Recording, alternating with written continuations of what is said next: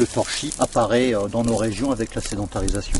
Quand on est chasseur-cueilleur, on construit des tentes, on est amené à se déplacer fréquemment, donc ça ne nécessite pas l'utilisation du torchis. Par contre, au néolithique, il y a à peu près 7000 ans pour nos régions, avec la sédentarisation liée à l'élevage et l'agriculture, on va se mettre à construire des habitats plus conséquents, c'est-à-dire des maisons.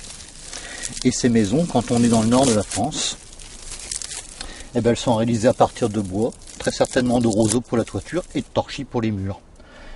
Alors qu'est-ce que c'est que le torchis? Le torchis, ce sont des sédiments qu'on appelle des loess, cette terre un peu jaune qui résulte de dépôts éoliens issus des dernières glaciations.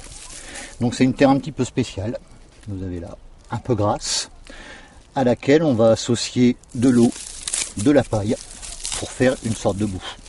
Alors le torchis, ça démarre au néolithique, pour notamment la fabrication des maisons, mais évidemment ça perdure fort longtemps.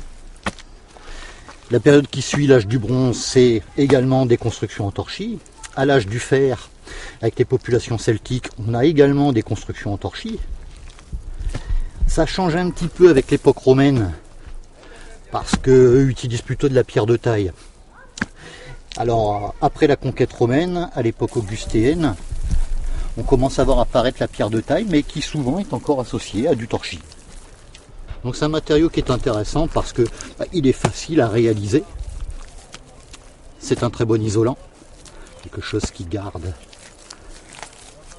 la fraîcheur l'été et la chaleur l'hiver.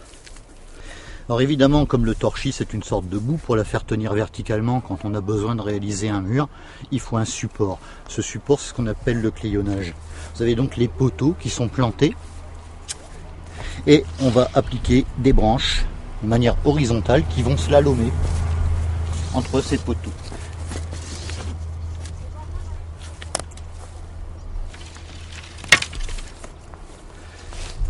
On démarre d'un côté, ensuite on part de l'autre, et ainsi de suite pour monter notre structure de mur. Et c'est là-dessus qu'on va pouvoir donc appliquer le torchis. Si on veut faire un mur de maison, on va devoir fabriquer une grosse quantité de torchis, puisqu'on va appliquer une couche de torchis à l'intérieur et à l'extérieur de l'habitat. Le clayonnage est pris entre deux couches de torchis.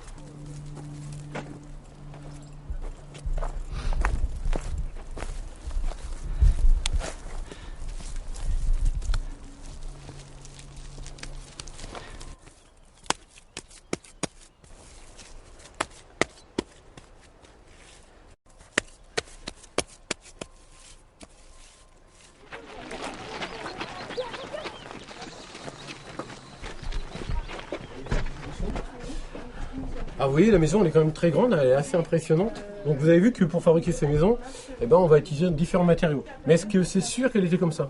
Non. Donc là on a fait des hypothèses.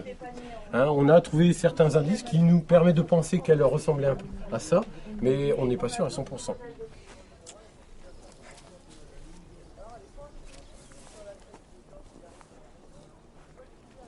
Elle est pesée, plie, voilà, et tu descends.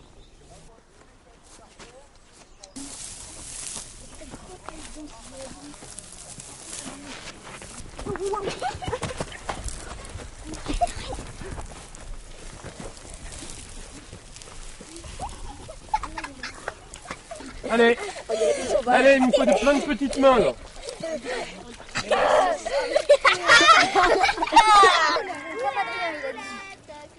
C'est hyper gratuit. En plus, ça fait du bien pour les mains, la terre. Ouais. Donc tout le monde va en mettre une. Hein. Et on appuie bien.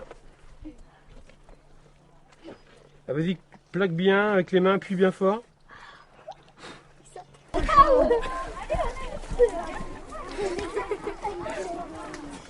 Ça va, ça vous plaît? Ouais. Très belle boulette. Moi, j'aime